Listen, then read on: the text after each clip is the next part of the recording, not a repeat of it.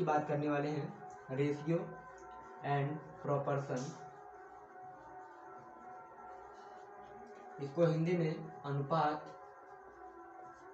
व समानुपात कहते हैं, अनुपात व समानुपात। यानी इसकी जो इंग्लिश हो जाएगी रेशियो एंड प्रोपोर्शन और हिंदी हो जाएगी अनुपात एवं समानुपात। तो एक चीज देखिए, इससे जो इस चैप्टर से जो बेसिक लेवल का क्वेश्चन पूछा जाता है वो उस टाइप का क्वेश्चन मैं पहले लिख दे रहा हूँ। इसके बाद मैं उसका बेसिक बताऊंगा कि होता क्या है। इसके बाद हम वो बताएंगे कि आप उस क्वेश्चन को जल्दी कैसे करेंगे। तो मान लीजिए एक क्वेश्चन दिया है, क्वेश्चन नंबर 1, A/B 2/3 और आपसे फिर दिया B/C 4/5। यानी आपको दो रेशियो दिए गए हैं, ए और बी का, बी और सी का, और आपसे तीनों का रेशियो पूछ रहा है, यानी A ratio B ratio C कितना होगा आपको निकालना है। तो देखिए होता क्या है, ए रेशियो बी दिया है, बी रेशियो सी दिया है, हमको ए रेशियो बी और बी रेशियो सी दोनों में बी का वैल्यू 1 करना होता है। यानी यहाँ पर अगर आप ध्यान से देखेंगे तो बी की जो वैल्यू होगी वो 3 है और यहाँ पर बी की वैल्यू 4 है। तो इसी b की वैल्यू को 3 और 4 को आपस में बराबर करना रहता है, और बराबर करने के लिए हम 3 को क्या कर सकते हैं, 12 बना सकते हैं, और 4 को भी 12 बना सकते हैं। तब जाके b की वैल्यू बराबर होगी, और जब b की वैल्यू बराबर हो जाएगी तो a की वैल्यू कुछ हो जाएगी और c की वैल्यू कुछ हो जाएगी। हम उस तीनों वैल्यू को यानी b की वैल्यू निकाल कर a b c तीनों की वैल्यू रेशियो में लिख देते हैं। जैसे अगर मैं इसका बेसिक बताऊँ आपको, अगर मैं इसको बेसिक से सॉल्व कराऊँ तो देखिए ए रेशियो बी को हम लिख सकते हैं, क्या लिख सकते हैं, ए रेशियो बी को A/B लिखा जा सकता है और 2/3 को 2/3 लिखा जा सकता है। इसके बाद बी रेशियो सी है, बी रेशियो सी को हम लिख सकते हैं बी रेशियो B/C और 4/5 को 4/5। दो चीज समझ में आई आपको। यानी रेशियो को हम अपान में लिख सकते हैं A/B बराबर 2/3, B/C बराबर 4/5। हमने आपसे ये कहा कि हमको b का वैल्यू बराबर करना, यानी यहाँ b की वैल्यू 3 है और यहाँ पर b की वैल्यू 3 है और यहाँ पर b की वैल्यू 4 है, और इसी b की वैल्यू को हमको बराबर करना है। तो देखिए b की वैल्यू बराबर करने के लिए आपको 3 और 4 का एलसीएम लेना होगा। एलसीएम 3 और 4 का कितना हो जाएगा, अगर हम एलसीएम की बात करें, एलसीएम ऑफ 3 and 4 वो हो जाएगा आपका 12 यानी 12, यानी 3 और 4 का एलसीएम 12 हो जाएगा। यानी हमको यहाँ पर भी 12 बनाना है और यहाँ पर भी हमको 12 बनाना है। अब ध्यान से देखिए, A/B बराबर 2/3। 3 को 12 बनाने के लिए हमको क्या करना होगा, 3 को 12 बनाने के लिए हमको 4 से मल्टीप्लाई करना होगा, और हम मल्टीप्लाई कहाँ करेंगे, ऊपर और नीचे दोनों, क्योंकि ऊपर और नीचे दोनों करेंगे तभी इसकी वैल्यू में कोई परिवर्तन नहीं आएगा। इसके बाद हम B/C को 4/5 लिख सकते हैं, और 4 को 12 बनाने के लिए 3 का गुणा, यानी 3 का मल्टीप्लाई ऊपर और नीचे। अब देखिए यहाँ से ये दिखा कि a बराबर कितना निकलेगा, 4 से यहाँ पर मल्टीप्लाई किया और 3 से यहाँ पर मल्टीप्लाई किया, और जब हमने मल्टीप्लाई किया तो हमको क्या मिला, मल्टीप्लाई करने के बाद हमको क्या मिला, देखिए यहाँ से A/B 2 4 जा 8 और 3 4 जा 12, 8/12, और यहाँ से B/C को अगर हम देखें तो 4 3 जा 12 और 5 3 जा 15। अब इस दो इक्वेशन को आप ध्यान से अगर देखें तो यहाँ पर जो नीचे b की वैल्यू है वो 12 है, और यहाँ पर जो b की वैल्यू ऊपर दी गई है दूसरे वाले में 12 है, यानी b की वैल्यू बराबर हो गई। हम A/B/C लिख सकते हैं। जैसे अब देखिए इसको मैं मिटा दे रहा हूँ, हमसे क्या पूछा गया था, A/B/C। देखिए b की वैल्यू दोनों जगह बराबर है, तो हम a की वैल्यू यहाँ से कंपेयर करेंगे 8 आएगी, और b की वैल्यू क्या है दोनों जगह 12, और c की वैल्यू क्या निकल रही नीचे से 15। यानी जो A/B/C निकल के आया वो आएगा 8/12/15।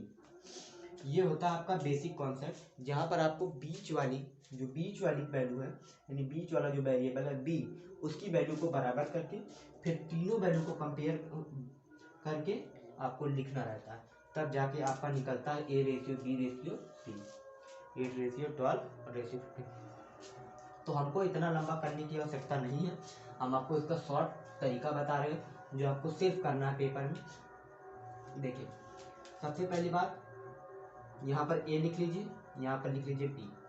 अब देखिए A का जो मान है वो 2 है और B का मान है 3 है।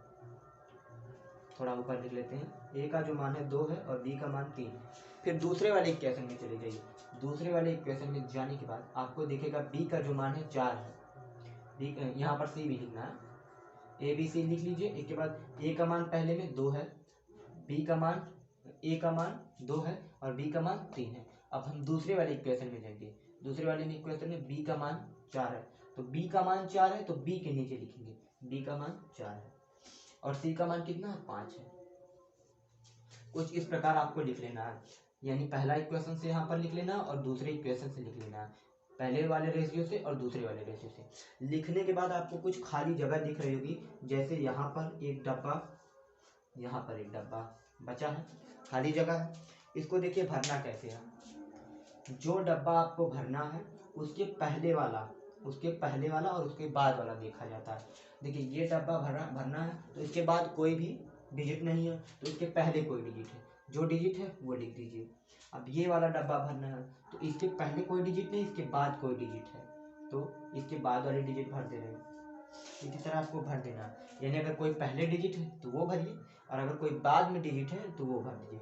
इस तरह भरने के बाद इनका आपस में कर लेना है मल्टीप्लाई, यानी 2 और 4 का इंटू करेंगे 8, 3 और 12 4 का इंटू करेंगे 12 और 3 और 5 का इंटू करेंगे 15। अब देखिए A का मान निकल के आया 8, B का मान सीधे सीधे 12 और C का मान 15।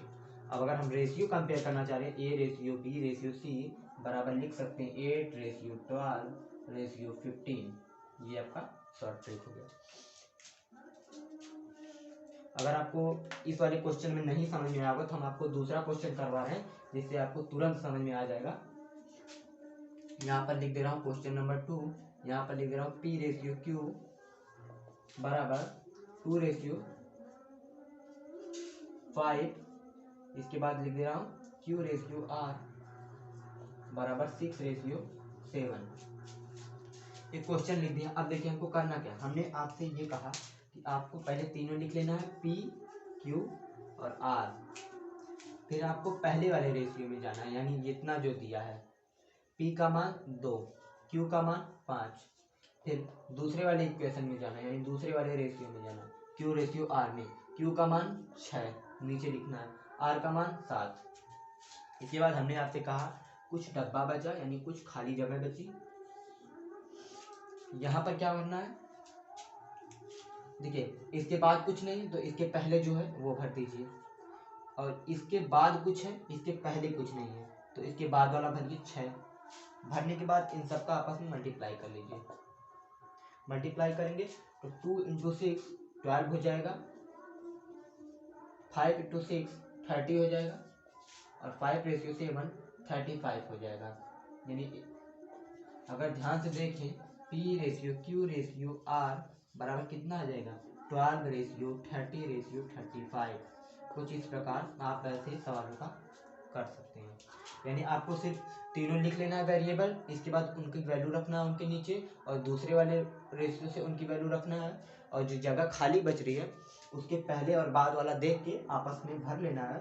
भरने के बाद उनका सबका आपस में मल्टीप्लाई कर देना, जो भी आंसर आएगा वही उन तीनों का रेशियो होगा। यानी यहाँ पर आ रहा है 12 30 20 35, तो P ratio Q ratio R जो हो जाएगा वो हो जाएगा 12 रेशियो 30 रेशियो 35।